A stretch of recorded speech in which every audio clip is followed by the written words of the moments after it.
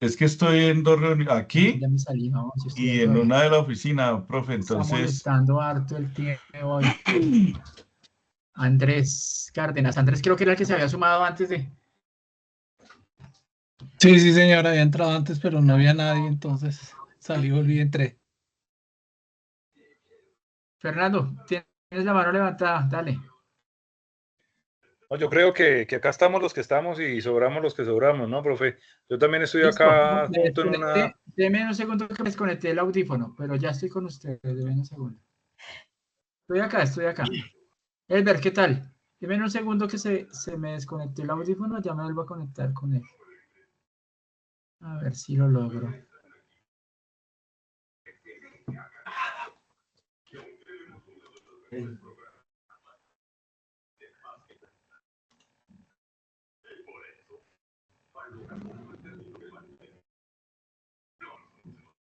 Conectar.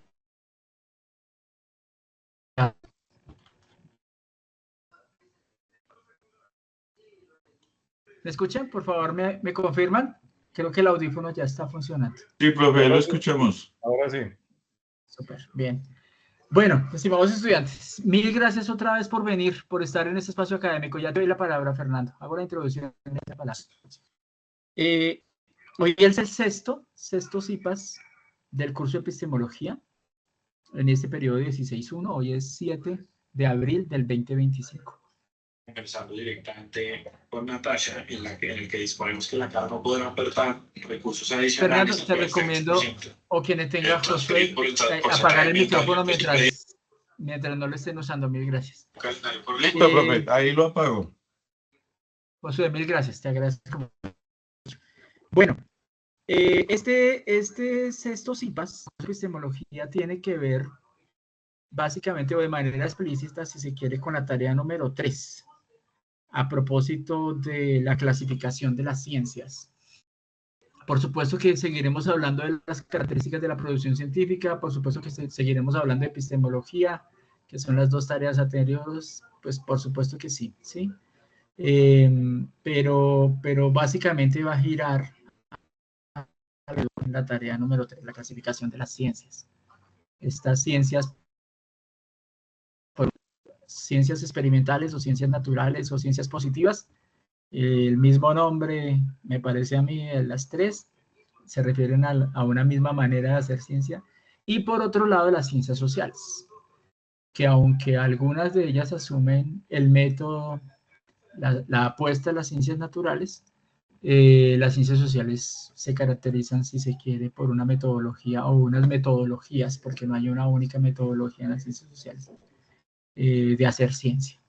Y es sobre eso lo que vamos a seguir conversando hoy y en los espacios que vienen. Les agradezco mucho otra vez por estar acá, estimados estudiantes, de manera concreta ahora Andrés, Elber, Fernando, Josué, mil gracias, de verdad, mil gracias por estar acá. Y antes de continuar o de entrar en materia formalmente con la propuesta temática, la pregunta de siempre, que me parece clave, estimados estudiantes, y es por la dinámica del curso. La tarea número 2, sí, lo que pasa es que no recuerdo hasta dónde tenía, o se me va la fecha, discúlpenme, de la retroalimentación. ¿Cuál es la fecha de la retroalimentación final? Perdónenme un momentico, entro a la plataforma y les digo exactamente cuál es la fecha, o sea, hasta dónde están, porque seguro es probable, es posible que haya estudiantes que no han recibido la retroalimentación y evaluación de la tarea número 2, pero es probable que tenga que ver con el tiempo que como tutores tenemos para dar esa retroalimentación. En un segundo que voy a entrar a la plataforma. Voy a entrar a la plataforma y les doy exactamente la fecha de retroalimentación. Algunos ya terminamos, concluimos ya la retroalimentación y evaluación. Yo terminé el sábado en la noche, pero me faltan varias cosas ahí el seguimiento, no es centralizado, pero las notas, si mal no estoy, ya están todas. Pero ya les doy exactamente, de acuerdo con la agenda del curso, hasta cuándo tenemos la retroalimentación. Ya les estoy abriendo acá. La retroalimentación de la tarea número 2 va hasta el 9 de abril. Es decir, hasta el miércoles. Miércoles 9, ¿sí? Entonces, de acuerdo con ese calendario, es probable, por supuesto, que algunos estudiantes todavía no tengan su retroalimentación, porque hay plazo hasta el 9. ¿Me siguen? Yo, pues desde esa orilla ya está ese proceso, pero es probable que algunos todavía no lo tengan. Entonces me parecía clave aclarar eso. Ah, maestro Andrés, ¿qué hubo? ¿Cómo estás? Estaba ¿Qué bonito yo? ¿Cómo ha estado? aquí en las primeras palabras del espacio, del encuentro. En las primeras palabras a propósito de las fechas que tenemos para retroalimentar y evaluar, de acuerdo con la agenda tenemos hasta el miércoles. Miércoles 9. Entonces, probablemente me escuchaste porque no estaba buscando la agenda dentro del curso. Probablemente algunos no hemos terminado, no han terminado, pero seguro es por eso también. Pero no sé si hay preguntas a propósito de eso o a propósito de algún otro asunto que tenga que ver con el curso.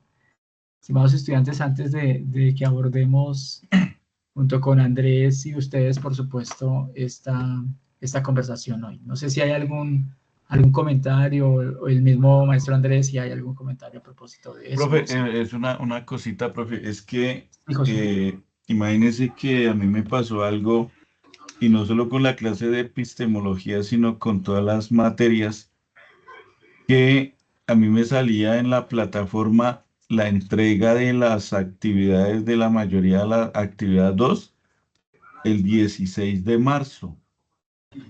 Y claro, pues yo corriendo a hacer la entrega porque pues hasta se me hizo raro esa fecha, pero aparece y resulta que cuando entregué todas las tareas el 16 de marzo, el 17 de marzo me salió que realmente la fecha de entrega de las tareas 2 límite era el 31 de marzo. Entonces, dentro de eso me pasó también con epistemología, lo que quiere decir que yo entregué las tareas 15 días antes de cumplida la fecha.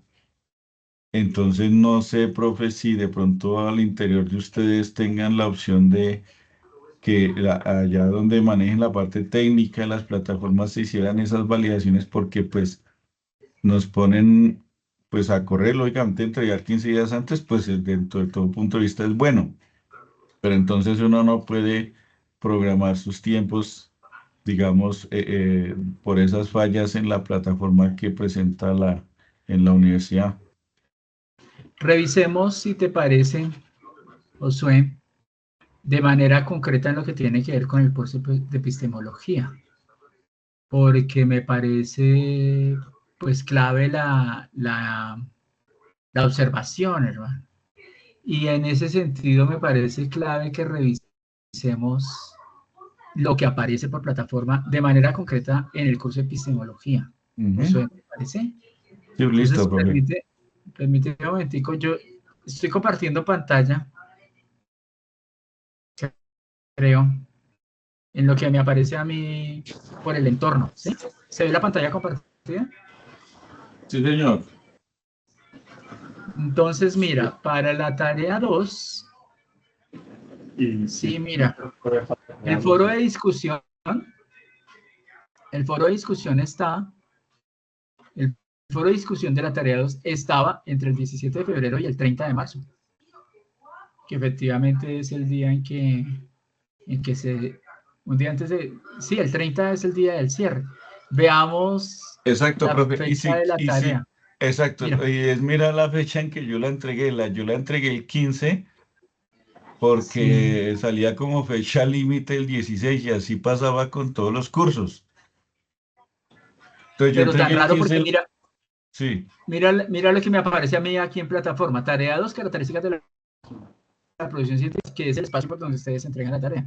La apertura es el 17 de febrero y el cierre el domingo 30. ¿A ti sí, te profe, aparece una? pero si su merced mira, por ejemplo, yo estoy viendo aquí la plataforma y yo Sí. la entregué la tarea el 15 de marzo. Ah, no, de acuerdo. Sí, tú la pudiste haber entregado antes, pero quiero decir, ¿te aparecía la fecha de cierre 16 de marzo o 30 de marzo? 16 de marzo. En la ¿Me haces un plataforma, favor? profe. Te voy a dar la opción de compartir la pantalla y revisamos. ¿Y nos muestras, por favor? Pues claro Ya te que doy la ya no opción. aparece, profe, porque pues ya pasó tanto la del 16 como la del 30, pero es lo que yo le decía, yo No, una vez entregué las tareas el 15 y el 16 de marzo, el no, 17 pero ya apareció que la entregara el 30. podemos revisarlo. Si quieres revisar, me muestras la pantalla, nos muestras la pantalla y miramos a ver por dónde puede aparecer. Espera, ya te voy a dar opciones de convertir en moderador para que nos puedas compartir la pantalla. Ok, profe. Por, porque me parece, pues es una cosa ya tienes la opción, José. Listo, profe. Entonces, ¿De qué? Con la evidencia hago el reporte ¿en qué? A quien corresponda al interior de la universidad porque es grave para ustedes. sí, profe, Claro, es hermano. que digamos que eso es lo que ya no apareció. Entonces, ¿qué pasa, profe? Aquí donde dice una agenda, pues aparecía en todas las materias, entrega el 16 de marzo, en todas.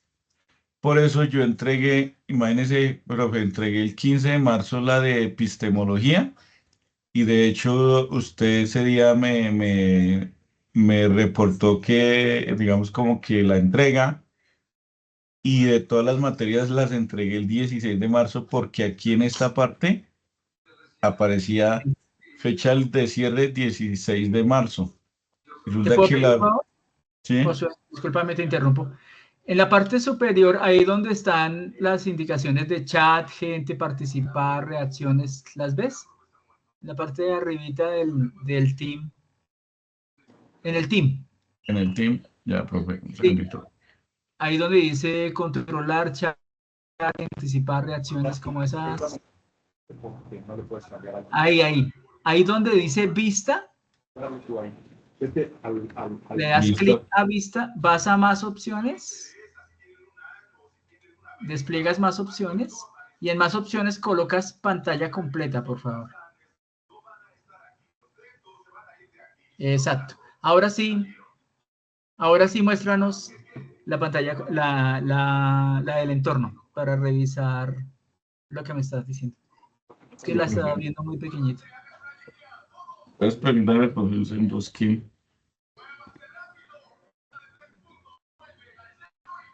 Sí, compartamos. es que se me... Tranquilo. Exacto. Y si puedes darle, ampliar un poquito más. Entremos a epistemología, que es lo que me interesa de manera concreta. Entonces, epistemología está aquí. Sí, la fecha ahí de la tarea 2. Entra por favor a la, no foro, sino la tarea 2. Ahí cuando vayan, Y ya me aparece es tarea 3. Sí, no, entra por el entorno otra vez. Ahí, foro de discusión. Antes de eso, mira ahí donde dice, espera, quédate quieto un momento. Vea la pestañita de epistemología, ahí en esa barra, ahí por favor, gracias, sí, exacto, espera un momento que cargue. Baja al momento intermedio, por favor. Momento intermedio, despliega. Y allá donde dice tarea 2, despliega y baja hasta donde dice tarea 2 otra vez, que es la de la... Ahí, despliega ahí, por favor.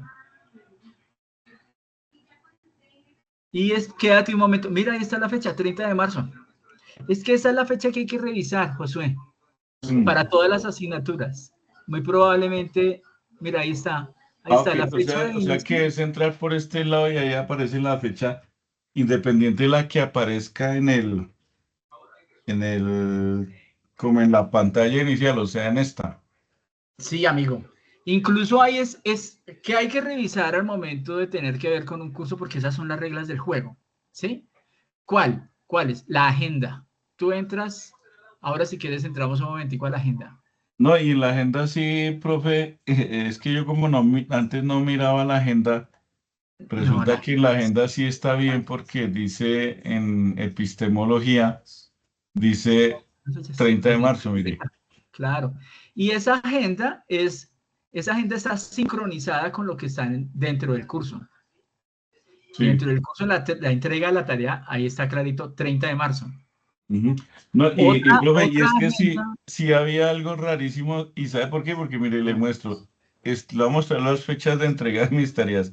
15 de marzo, 16, 15, 15, esta sí, bueno, entonces esas todas fechas, estaban al 16 de marzo y yo corra como un claro, tremendo, pero esas y, fechas, Josué, esas otras fechas dependen, cada curso tiene un número de créditos distinto. Y dependiendo del número de créditos, un número de actividades o de fases o de tareas, en el caso de tareas, ¿sí? El curso de epistemología, Josué, por tener 2 créditos, la manera como está diseñado tiene 4 tareas, sí, todos dentro de la fase intermedia. Y dependiendo de ese número de tareas, uno distribuye como director de curso el tiempo. Entonces, depende del número de créditos y el número de tareas en cada curso. Todos los cursos no tienen las mismas fechas de entrega, sobre todo dentro de la fase intermedia. Mi recomendación entonces, Josué, y para todos ustedes estudiantes es para que tengan presente este asunto. ¿Qué hay que revisar? Porque esa es una de las normas de juego. La agenda del curso. Fecha de inicio y fecha de cierre. La agenda. Y que esa agenda concuerde con lo que compartíamos ahorita, Josué, con lo que está dentro del entorno en lo que tiene que ver con el curso para cada tarea. Esa es la fecha de entrega, hermano. Esa es la fecha de entrega. sino Esa es que la oficial. a mí me preocupó, profe, lo siguiente, yo con usted no me pasó, pero los otros profes, bueno, y este man como por qué entrega todas las tareas 15 días antes de la fecha límite. Sí. Entonces me preocupa que no vayan de pronto a pensar de pronto pues que uno de pronto está haciendo las tareas en otro lado o alguien se las está haciendo y por eso las entrega 15 días antes. Pues ahí si no, mejor dicho, si algún docente te ha dicho eso, pues bueno, pues habría que responderle de alguna manera. Pero mientras no le pregunten a uno, me parece que uno en sana lógica responde lo que le preguntan. Pues Sí, tranquilo, no tienes que hacerte un juicio de una cosa que seguro no te han dicho. Desde acá, pues si un estudiante entrega antes, pues uno está en la posibilidad de retroalimentar desde el primer día que se abre el foro. Entonces, no hay, y esta tarea, la digo sinceramente, estas tareas del curso de epistemología son muy simples y las ayudas que se ofrecen desde acá, incluso incluidos estos espacios, pues me parece que ayudan mucho. El video sí, tutorial de resumen de la tarea de la lectura ayuda enormemente. Esa sí, tarea está profe. para hacer en una semana. Sí, sí, Pero, no, tiene razón, profe. De hecho ya tengo la tarea 3 lista, pero sí, usted tiene sí, razón. Dije, pues, sí, entonces no hay ningún problema. Si algún profesor te preguntara, o alguna profesora, algún tutora te preguntara por eso, pues la pregunta es si está mal lo que hiciste y para eso es la retroalimentación en el foro. Y entonces pues que te ah, ok. complemente a partir de qué es lo que hay que hacer. Pero si no te pregunta otra cosa, no. Pues no me Listos. parece antes que entregue una tarea antes, pues ¿cuál es el problema de que la entregue antes? Seguro tiene todo el Sí, tema. sí. No, listo, profe. Muchas gracias. Quería hacerle ese No, comentario Josué, por y le nada. agradezco. Ok. No, señora, su merced por la pregunta. Perdone que le haya tomado tiempo. No, Josué, es que de esto se trata estas conversaciones también, hermano, que ustedes tengan el tiempo y la posibilidad de conversar con nosotros sobre lo que está ocurriendo con el curso. Y eso es fundamental, ¿no? Mil gracias, hermano. Mil gracias, Josué. ¿Alguien más fuera de Josué que tenga algún asunto que poner en común a propósito de eso, de lo que estamos vivenciando en el curso antes de pasar de lleno a la temática propuesta, a las propuestas que tenemos hoy? Parece que no por ahora, ¿cierto? Parece que no. Bueno, listo. Pues entonces, vamos a continuar. Aprovechando que el maestro Andrés Camilo está con nosotros hoy, voy a ponerles en común dos cositas de por dónde pueden ir las cosas hoy, ¿sí? Y para contextualizar también, Andrés Camilo, lo que estábamos haciendo. Aunque el profe muy probablemente, por supuesto, está enterado de lo que estamos haciendo, pero para refrescarnos, mejor dicho. Maestro Andrés y compañía, la semana pasada estuvimos conversando sobre algunos elementos que identifican las ciencias naturales o experimentales o ciencias positivas. Y para eso acudimos a la refutación que hizo Galileo Galilei a Aristóteles a propósito de la caída de los cuerpos, dependiendo del peso que tenían los cuerpos, ¿sí? Estuvimos conversando a partir de algún material audiovisual al respecto, y la intención hoy es cómo esas afirmaciones de Galileo Galilei en contravía de las apuestas de Aristóteles 2000 años atrás, cómo algunas de esas afirmaciones no fueron demostradas necesariamente en un laboratorio, sino a través de ejercicios matemáticos, de la intuición matemática, y de algunas observaciones físicas también, de hechos naturales, pero no hubo un experimento que, por ejemplo, demostrara que una esfera de 10 kilogramos podía caer al mismo tiempo en comparación a una pluma si controlábamos la variable aire, ¿sí? De eso estuvimos conversando hace 8 días, pero de ese experimento, ese ejercicio de experimentación así textual, claro, no lo hizo necesariamente Galileo Galilei, sino que ese ejercicio experimental se hizo en una primera instancia, o tenemos evidencias de eso, no en el globo terráqueo, sino en la Luna, en donde se supone que no hay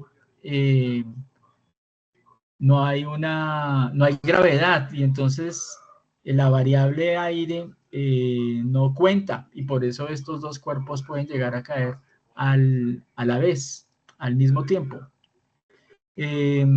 Pero donde la variable aire cuenta, como es la Tierra, si no se controla esa variable aire, es difícil demostrarlo a través de un ejercicio de experimentación. Hubo unos científicos naturales mucho tiempo después de Galileo Galilei que mostraron eso aquí en la Tierra, demostraron esa afirmación de Galileo Galilei, que la hizo a través de ejercicios matemáticos y no necesariamente de una puesta en escena de un ejercicio experimental. La apuesta hoy es conversar sobre ese documento, ponerlo, pues verlo, es un documentico audiovisual cortico, pero aprovechando que el maestro Andrés está aquí, hubo un documento que el maestro Andrés nos compartió en cortes pasados, que se llama El método científico no existe. Maestro Andrés, ¿lo recuerdas? Un ejercicio a través de un documento audiovisual. Y la propuesta es que conversemos sobre eso en este espacio.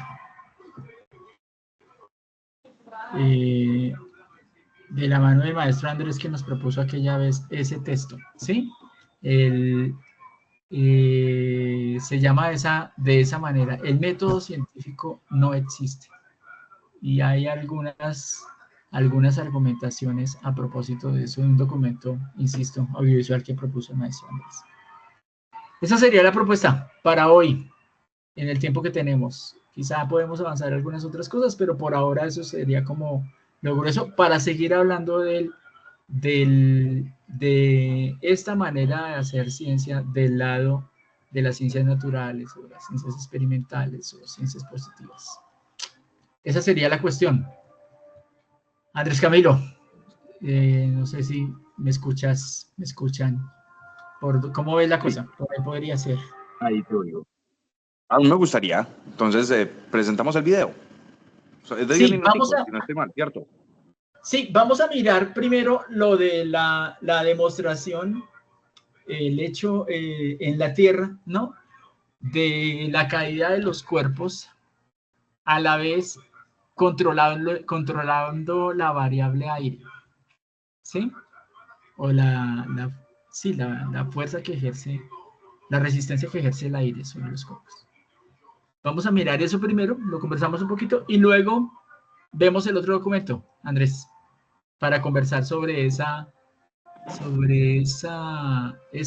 hipótesis que es bastante controversial, que es el método científico no existe. Esa afirmación, pues, el método científico no existe. De una. Igual, yo te iba a decir, ahorita, acordate que Galileo sí realizó el experimento de la caída de los cuerpos desde la Torre de Pisa. Sí, de acuerdo, pero no el de la pluma y la esfera. Ah, sí. Sí, hasta allá sí no podía.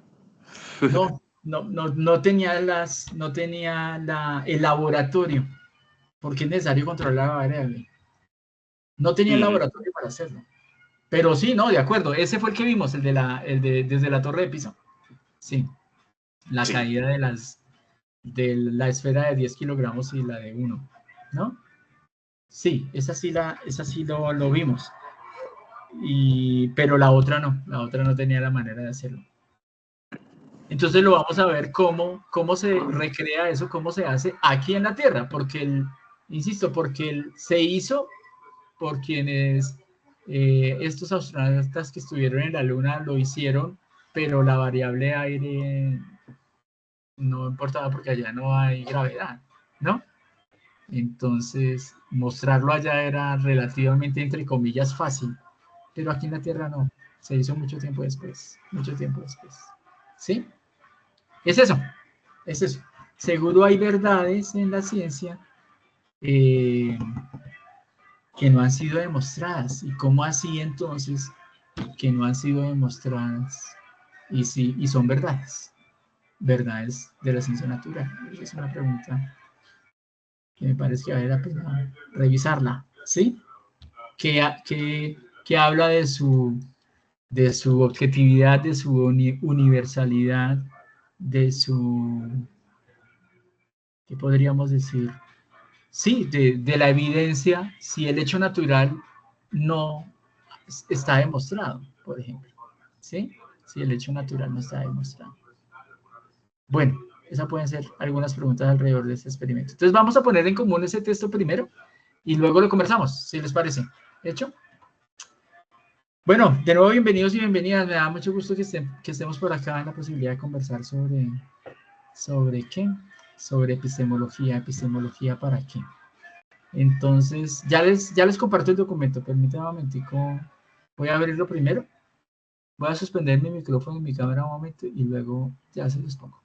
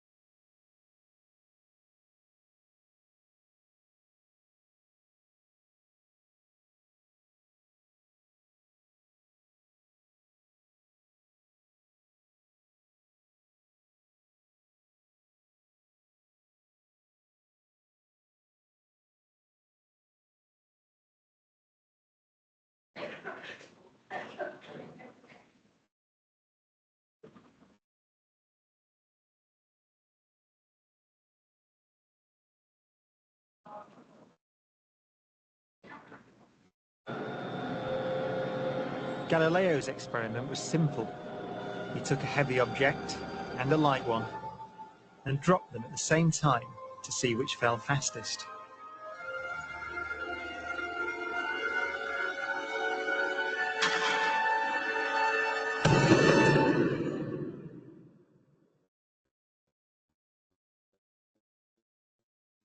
Now in this case, the feathers fell to the ground at a slower rate than the bowling ball because of air resistance.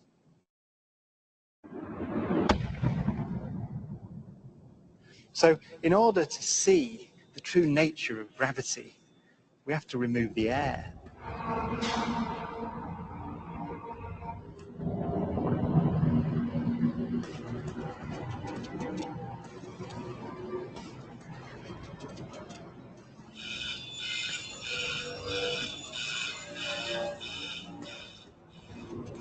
It takes 3 hours to pump out the 800,000 cubic feet of air from the chamber. Okay, we dropped 2 millitorr in the last 30 minutes. But once it's complete, there's a near perfect vacuum inside. 6104 manual, 10% open. Station 1, go for drop. PCV 30-1, pressure set point at 240 psi. We are go for drop. 10, 9, 8, 7, 6, 5, 4. Cameras on. 2, 1. Release.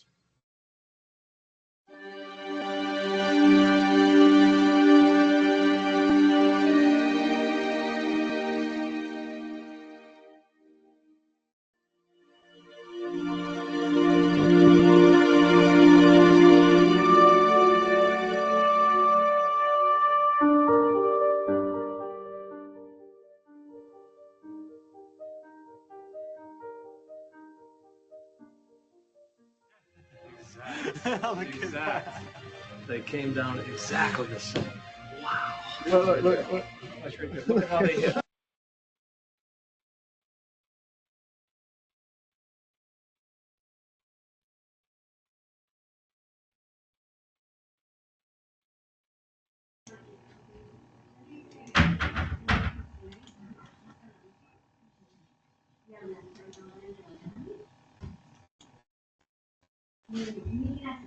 Bueno, hecho. Ese es el documento. Insisto, la época, en el tiempo, en el momento de Galileo Galilei, no estaba esta tecnología que permitía el control de la variable aire para mostrar que efectivamente todos los cuerpos bajo el control de esa variable, independientemente del peso, caen a la vez. Y eso es para todo. Ese es el principio de universalidad de las verdades del lado de las ciencias experimentales o las ciencias naturales o las ciencias positivas. Y es que se cumple para todo. Ese es el principio de universalidad, ¿no? Y pasa por el control de las variables. Bueno, no sé qué comentarios, qué preguntas, qué observaciones, sí, o qué referencias bibliográficas, quizá, tal vez, les demanda esta vivencia, este ejercicio de experimentación, ¿no? ¿Qué opiniones les demanda esto? Josué, Fernando, Andrés, maestro Andrés Camilo. Por ahora, creo que Ever se había sumado, pero se volvió a salir, no sé, algo pasó ahí con Ever. William se acaba de sumar. William, luego lo contextualizamos un poco a William a propósito de este ejercicio que acabamos de ver, de este ejercicio de experimentación. No sé, tiene la palabra. ¿Quién se anima primero? ¿Quién opina? ¿Quién pregunta? Yo creo que este es un caso muy similar también al de la inercia de Newton, donde en realidad no teníamos elementos pues como posibles para corroborar eso que en Newton era pues la ley de la inercia, que opera más a modo de experimento mental que como experimento de facto. Ya después cuando vamos al espacio sí vemos como que, madre, sí, efectivamente si uno arroja algo, eso sigue derecho, hasta que otra fuerza lo coacciona. Experimentos mentales que quizá para todos los casos, no sé hasta dónde eso sea posible, pasan por un ejercicio de matematización de la realidad. matematización del hecho natural. Probablemente, Andrés, ¿qué opinas al respecto? Es que yo creo que precisamente la matemática se vuelve ese lenguaje con el que nosotros empezamos a interpretar determinados fenómenos, pero no es como si estas matemáticas, pues, o esta aritmética arábiga fuera como digámoslo así, como si estuviéramos descubriendo lo que ya está puesto en la naturaleza, sino que la matemática se vuelve nuestra interpretación de la naturaleza. Mira que en esa medida, por ejemplo, los problemas matemáticos del siglo XIX son los mismos problemas de la filosofía del siglo XX, son los mismos problemas de la filosofía analítica y están fundados en precisamente la dificultad de fundar un lenguaje que sea analítico como tal, porque en realidad no son analíticos, son autorreferenciales. Inclusive la matemática se vuelve un lenguaje autorreferencial. Y ahí es donde nacen problemas como el dilema del barbero, ¿cierto? No sé si los que están acá presentes conocen el dilema del barbero formulado por Karl Popper. Y si no lo conocen, pues veámoslo brevemente. Sí, me parece clave. Es, pero perdóname, te interrumpo antes de que comentes el dilema del barbero. Perdóname, Andrés, te interrumpo. Porque esto tiene que ver con una conversación que tuvimos con algunos estudiantes aquí, contigo, por supuesto, hace como 20 días, o quizá un poco. A propósito de esto que anotas, que no es que estemos descubriendo la lógica o lo que está puesto en la naturaleza, a ver cómo lo explico, hermano. La naturaleza, lo que ocurre en el mundo natural, lo que ocurre en el cosmos, está escrito en matemáticas. A ver si lo interpreto mejor. Pero me parece, y aquí es donde creo que tenemos algunas orillas distintas contigo, Andrés Camilo, y es que el lenguaje que tenemos nosotros los seres humanos para dar cuenta de esa matematización del mundo es una cosa, pero el lenguaje que pueden tener otras especies vivas en el planeta distintas a la inteligencia humana puede ser otra cosa. O sea, puede ser otro lenguaje, otros símbolos, otros signos, pero que pueden llegar a revelar la misma verdad matemática. ¿Me explico? A propósito de las abejas, de lo que hablábamos la otra vez, Andrés, Camilo, hace como unos 20 días, de si esa matematización de la naturaleza también así lo leían en un lenguaje distinto, con unos signos distintos, seguro con unos símbolos también distintos, pero que reflejaban una misma realidad. En el caso de las abejas, cuando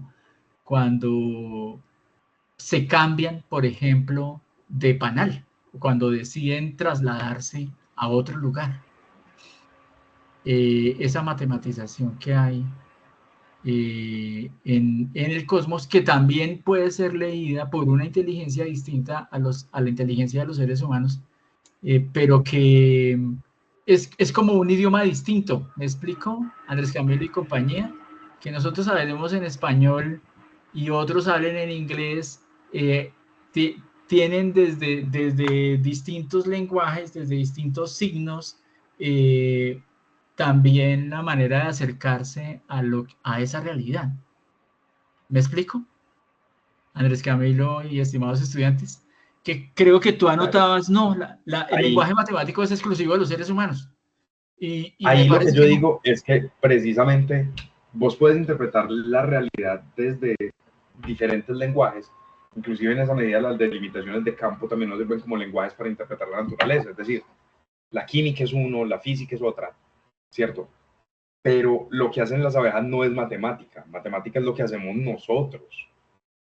Que podamos llegar a un conocimiento similar de las cosas es diferente, pero no está comprobado que ellas usen ese lenguaje matemático porque hay un punto que te está pasando por alto que es bastante antropocéntrico, y es porque el lenguaje en el que el hombre entiende la naturaleza tiene que ser el lenguaje en el que todas las especies entiendan la naturaleza.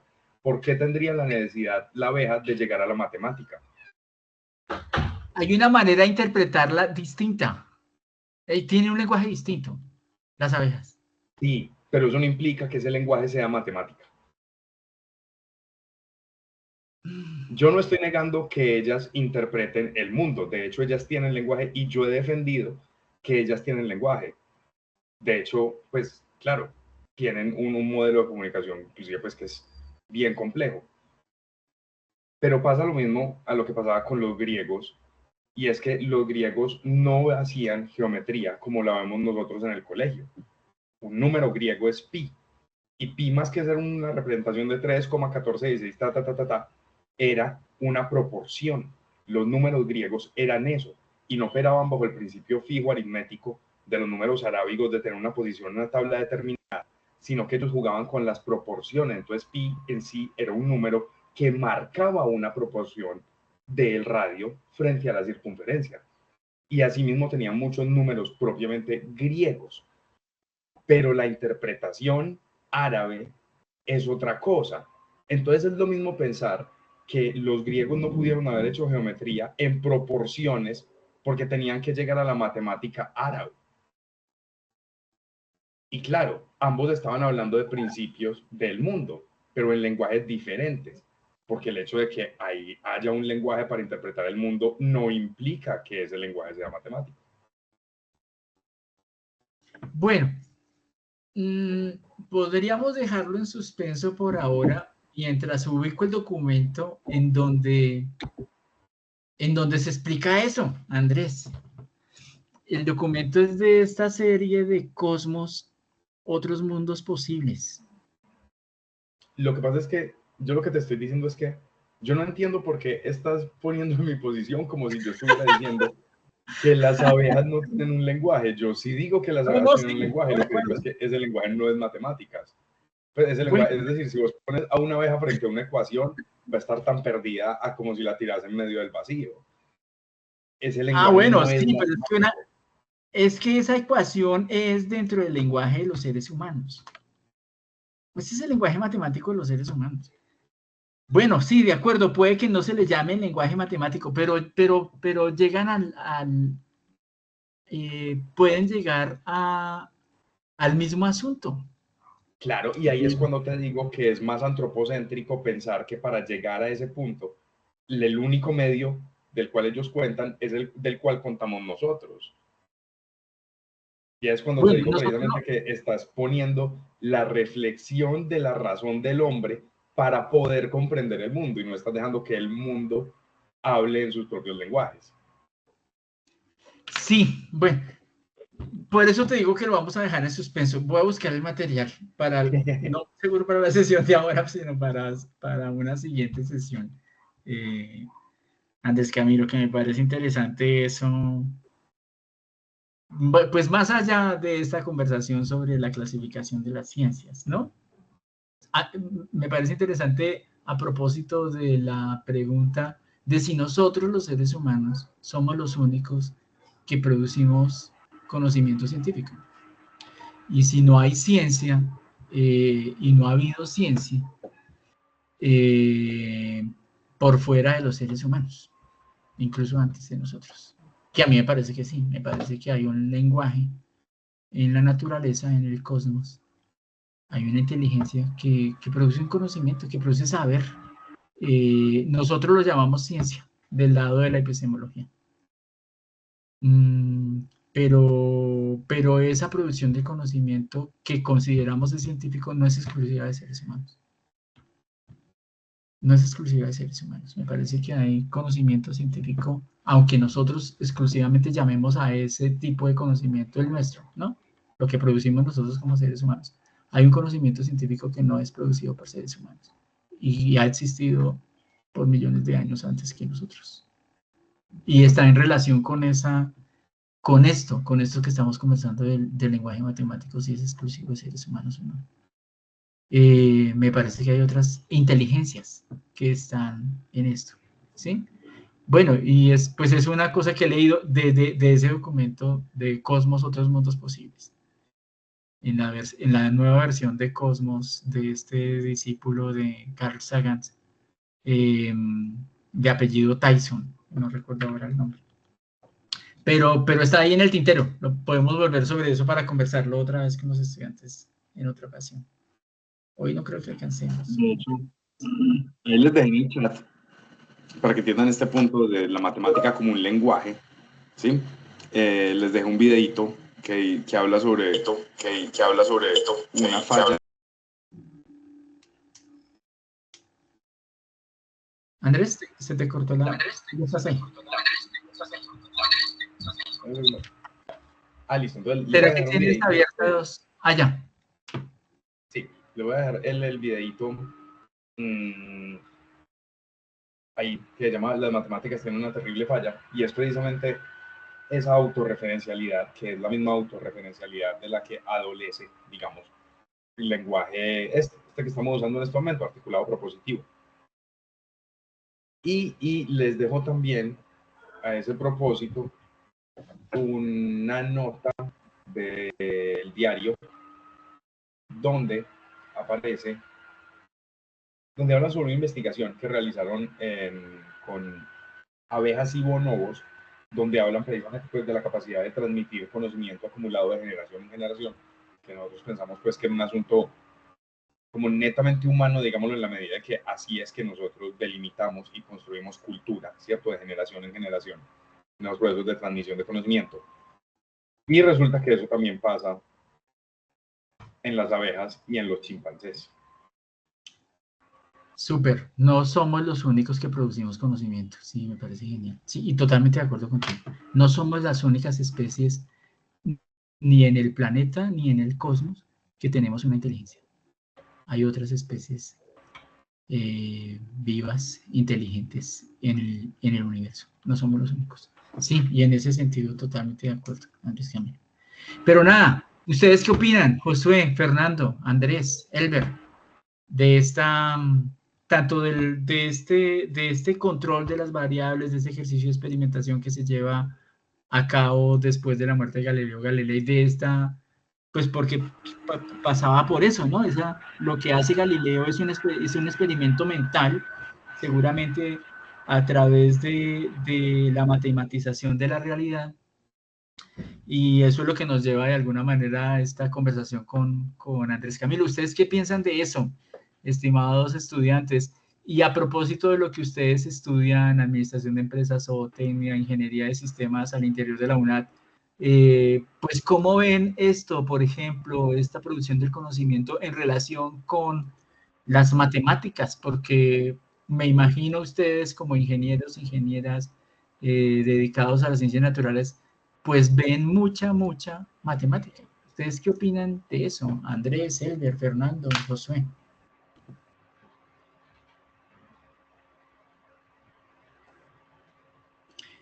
Que en último término tiene que ver con la pregunta de la tarea número 3. Esto que indaga de esas dos grandes clasificaciones que hacen Grajales y Negri de las ciencias, ¿no? Por un lado las ciencias experimentales y por otro lado las ciencias sociales.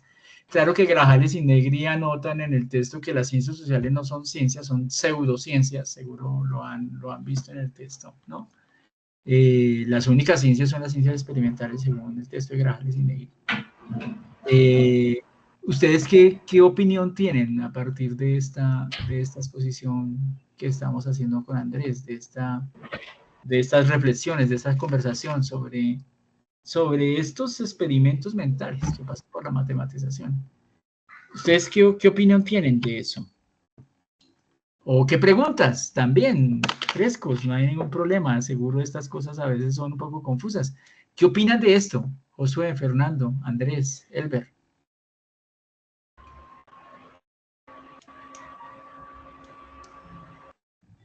Andrés, mil gracias, hermano. Andrés Horacio. Pues, bueno, inicialmente hay que, digamos, como entender la dimensión del inicio con Galileo Galilei, que fue algo más experimental, pero bueno, sin la tecnología que tenemos en este momento. pero digamos que fue el inicio para empezar a cuestionarnos y a realizar observaciones acerca de fenómenos que día a día ocurren, que son nuestra cotidianidad, pero de los cuales realmente nunca tenemos, digamos, como esa curiosidad para cuestionar y preguntar el porqué de las cosas. De esta manera es que entramos como en esa matematización que usted menciona, para poder entender en nuestro lenguaje y en nuestro conocimiento hasta dónde hemos llegado del por qué ese tipo de cosas están pasando. De ahí pasamos a esa etapa de experimentación. Entonces, donde podemos aplicar lo que poco a poco hemos visto o que, digamos, antiguamente también se dio de una manera muy empírica para comprobar que realmente funcionan. Por ejemplo, en mi caso, digamos en zootecnia, podemos ver cómo se hacen pruebas con dietas, alimentación, reproducción, hasta estudios de comportamiento, que ahora está muy de moda el tema de la etología en las producciones animales, ¿cierto?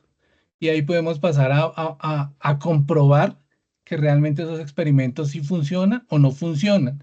Pero ahí ya estamos entrando en una etapa como de validar y a través de evidencias que realmente, digamos, como esos pasos iniciales o esas bases que dejó Galileo, si van a funcionar o no.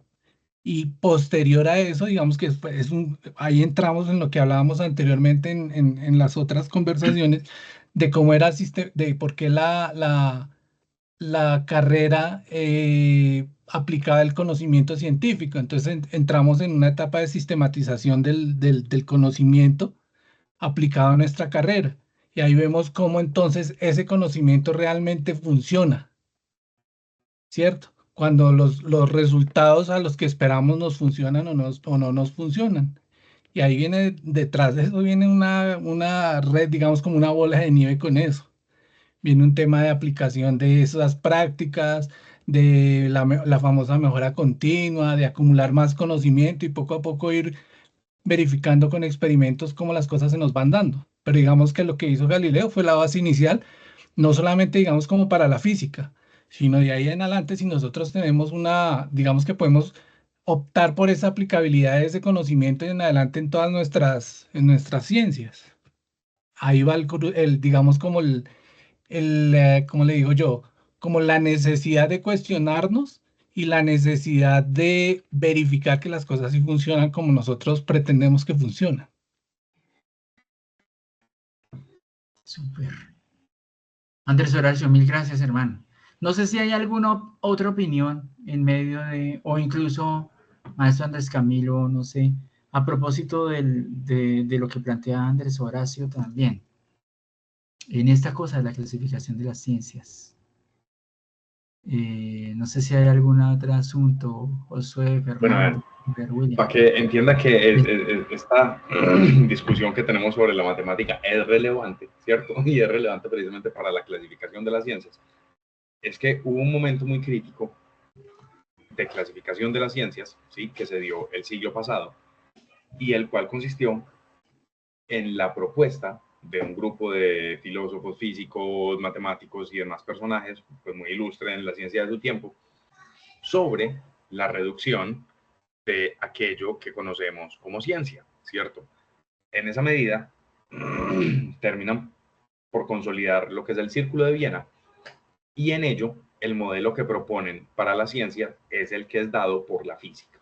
Es decir, el que puede encontrar una comprobación, tanto empírica como matemática, y que puede llevar a cabo la experimentación de un modo determinado, es decir, reproduciendo parcelas determinadas de la naturaleza. Ese modelo, ¿sí?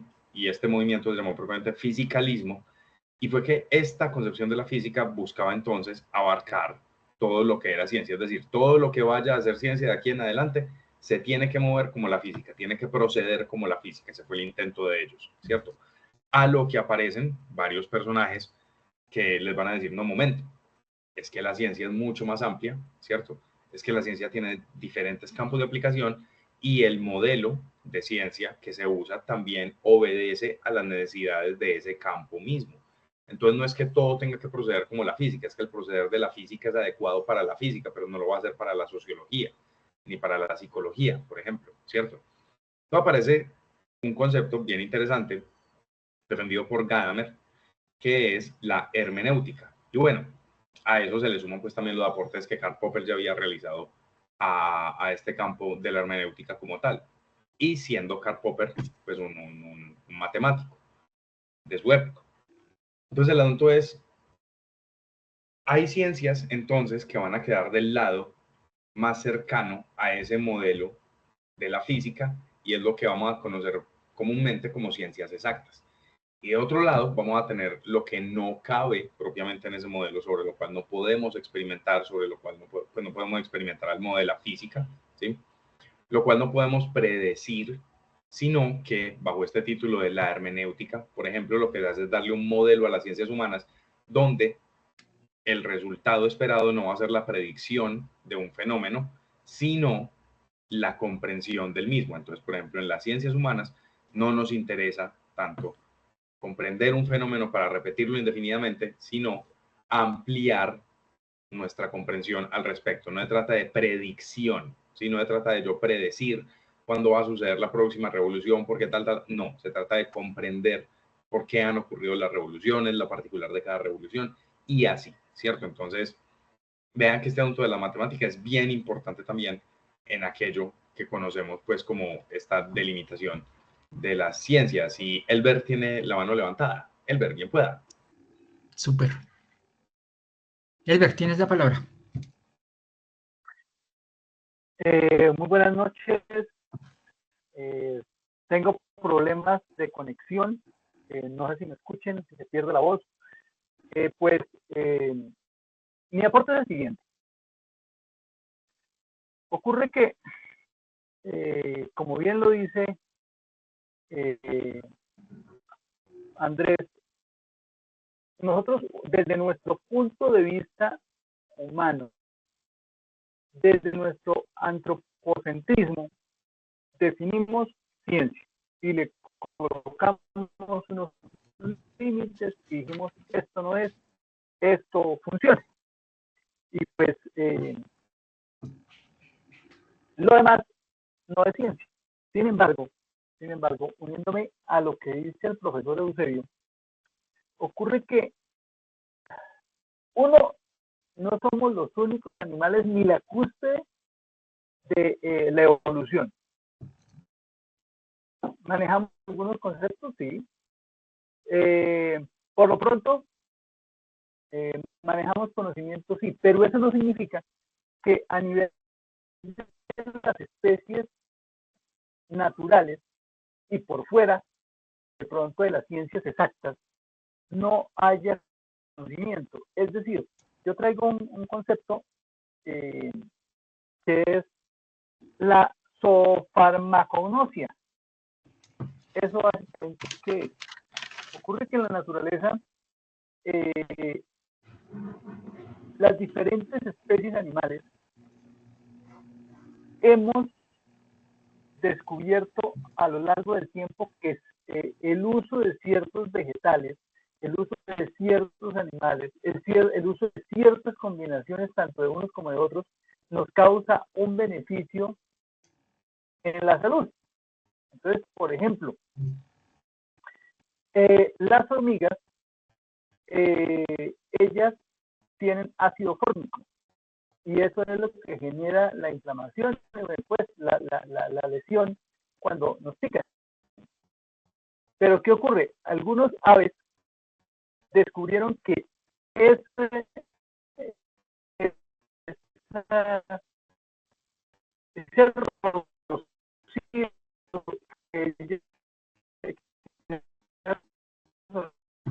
Ahí se le fue un poquito. Es una ciencia. Ahí ya nos está entendiendo. Sí, ya al final, cuando estabas poniendo el ejemplo de las hormigas, se fue un poquitico la señal, Elber. Se siente muy entrecortado, qué lástima. No sé si pudieras volver a repetir tu argumentación a partir de lo que nos estabas diciendo de las hormigas. Elber. Profe, ¿me escucha? Es mi internet el que está... Sí, pero te escuchamos, muy buena parte de lo que nos argumentaste lo escuchamos, Elber, cuando hablaste de sofarmaconosia, creo que fue a lo que señalaste. Y estabas poniendo el ejemplo de eso en relación con las hormigas. Sí, de pronto ahí ya me pueden escuchar todos. Entonces, sí, ahí te algunas escuchamos. aves descubrieron que ese ácido les servía a ellos para combatir. Hay unos que muy qué lástima, que ellos queden en una reacción y entonces ellos también produjeron ciencia, produjeron conocimiento y lo transmiten a las otras generaciones. De misma forma, algunos simios,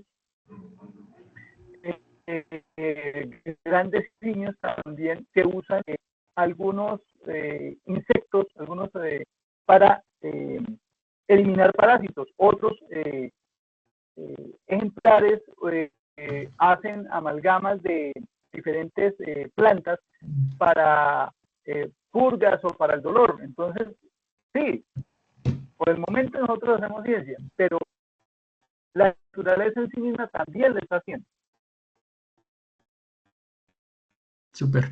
Sí, recogiendo sobre todo lo último,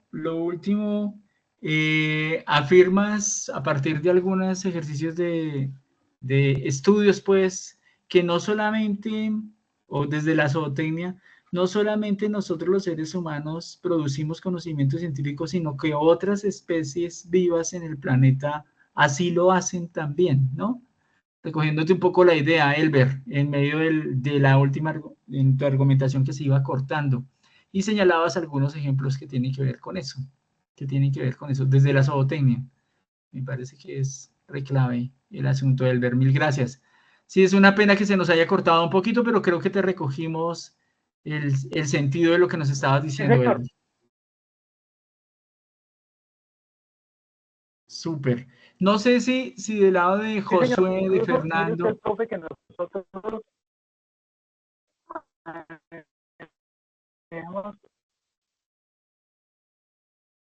sí, qué pena, Elber. Es que se corta, ya la última argumentación que has estado ofreciéndonos, se ha cortado un poco la comunicación. El internet se ha desmejorado un poco, la señal, mejor dicho. Mil gracias, Elber. Esperemos a ver se mejora la comunicación, Elber. Pero me parece clave. Mil gracias, hermano. Mil gracias por el aporte. Mil gracias por el aporte. Si tuvieras materiales a la manera de como nos ha hecho ahora el maestro Andrés, que nos pudieran ilustrar un poco sobre eso, algunas fuentes bibliográficas de eso, bien sea a través de videos o como lo veas, súper, para alimentar esa reflexión, Elber. Te agradecemos mucho. Bueno, no sé si Josué, Fernando o William, tranquilos también, en toda tranquilidad, si quisieran pronunciar algo o continuamos con algunas anotaciones en relación con lo que han apuntado últimamente Andrés Camilo, Andrés Horacio y Elber. No sé si hay algo más con tranquilidad, no sé si alguna pregunta o algún comentario para abonar a esta conversación. Bueno, mientras lo piensan o mientras lo escuchan, o una o ambas, o muchas otras, un par de cosas en relación con lo que se ha estado mencionando de parte de Andrés Horacio, de Andrés Camilo, de Elber, un par de cosas que pasan por esto que identifica a las ciencias naturales, o como decía el maestro Andrés, para algunos las ciencias dadas por la física o las ciencias de la física, ¿sí? Física que no es otra cosa que naturaleza, physis, naturaleza, ¿no? De lo que decías ahora desde el Círculo de Viena, Andrés Camilo. Y es que, sí, este ejercicio de producción del conocimiento científico pasa por una aptitud que a mí me parece, antes que científica, es una aptitud filosófica, y es el ejercicio del cuestionarse por ejemplo, de hacerse preguntas y de incluso de formular hipótesis, por ejemplo, a la manera de Galileo Galilei, y por lo que se conoce de su método hipotético deductivo. Formularse hipótesis y comprobarlas no solamente a través del ejercicio de experimentación, sino de un ejercicio de matematización de la realidad. Y no necesariamente a través de un ejercicio de matematización llevado a la práctica de manera concreta, sino que hubo un ejercicio en Galileo Galilei, por ejemplo, de matematización de la realidad a partir de experimentos mentales, que no necesariamente, como lo decíamos ahora, se llevaron a la práctica, no necesariamente se llevó a la práctica. Pero en ese ejercicio también hay una agudización de la observación, de la contemplación de la realidad. Una cosa decía Andrés Horacio que pasa por la curiosidad, por el despertar la curiosidad, por hacerse preguntas por las cosas, ¿no? Todo eso no es exclusivo de la física, de las ciencias naturales. Lo decía ahora Andrés también, me parece, pasa también por una manera de tener que ver con las ciencias sociales, por ejemplo, en una apuesta hermenéutica. Pasa también por ahí, no desde las ciencias sociales, no queremos seguro, o quienes nos paramos sobre todo del lado de las ciencias sociales, nuestro propósito, nuestro interés no es el del control de las variables, como sí puede llegar a ser del lado de las ciencias naturales. El querer controlar la variable o las variables con las que tenemos que ver en la producción del conocimiento. No necesariamente ocurre eso del lado de las ciencias naturales. Del lado de las ciencias sociales, perdón. Pero incluso del lado de las ciencias naturales, en algunas ocasiones no necesariamente se puede llegar a controlar las variables, ¿no? No necesariamente se puede, por ejemplo, en el movimiento del electrón, se puede conocer el punto de partida, pero no necesariamente toda su trayectoria y el punto final. El famoso principio de Heisenberg, por ejemplo, en lo que tiene que ver con el control de las variables del lado de las ciencias naturales. No necesariamente. Por ejemplo, eso pasa con el principio de Heisenberg, ¿no? O del lado de las matemáticas, y por ejemplo, en lo que tiene que ver con las geometrías. Una cosa es la geometría plana de Euclides, con sus verdades dentro de esa geometría plana, pero otra cosa es esas verdades de la geometría plana llevadas a geometrías esféricas o elípticas, en donde la geometría plana no necesariamente se aplica para todo. Y podríamos compartir incluso ejemplos de eso quizá más adelante también, no necesariamente. Depende del mundo en donde yo me mueva, depende de ese contexto. Si me salgo de la geometría plana, hay verdades que en la geometría que son verdades de geometría plana, como por ejemplo la suma interna de los ángulos de un triángulo.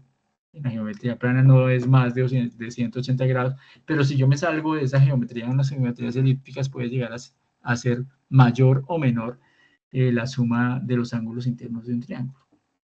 Eso podríamos incluso revisarlo también, ¿no?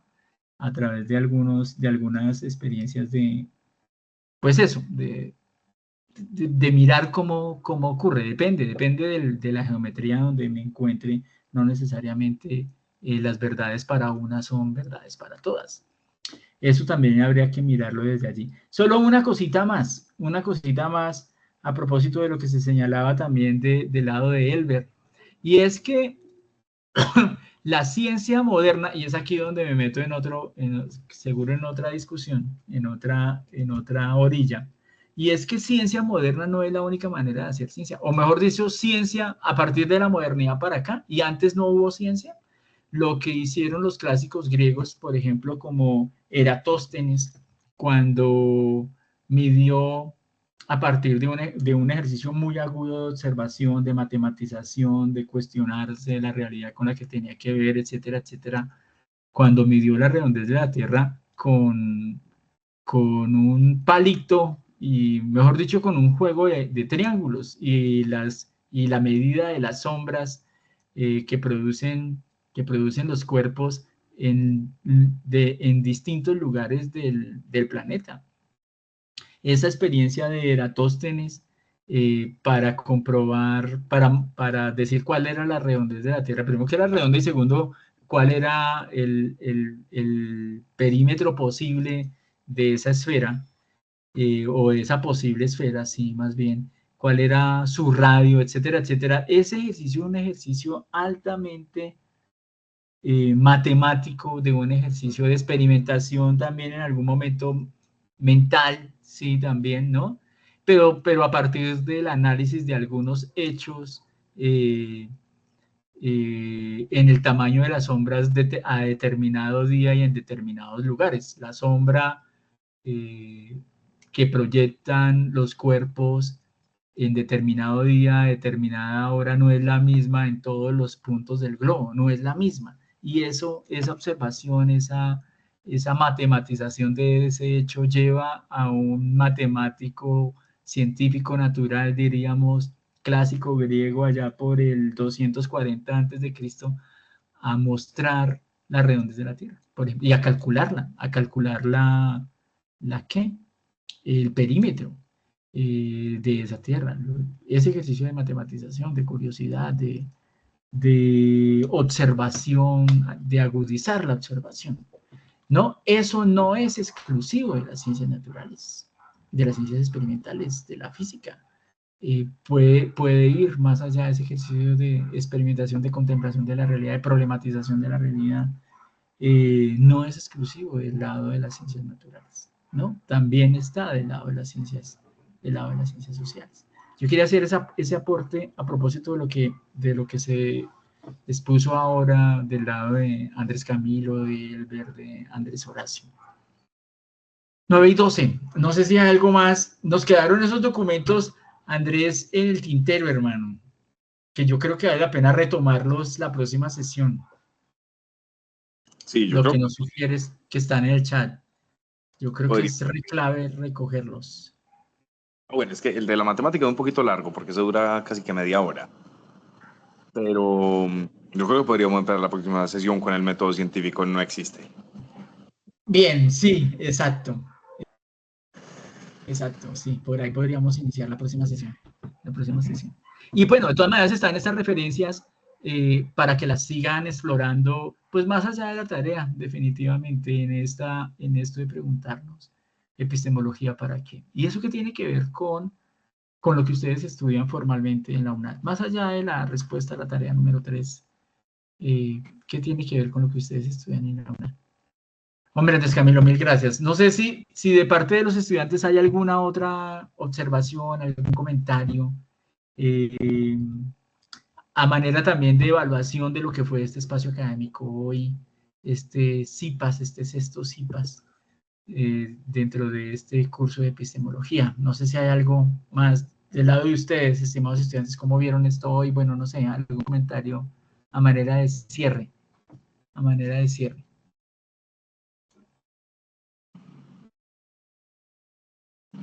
Andrés Horacio, Elber, Fernando, William. No sé si les demanda algún comentario a propósito de esto que hemos estado conversando hoy.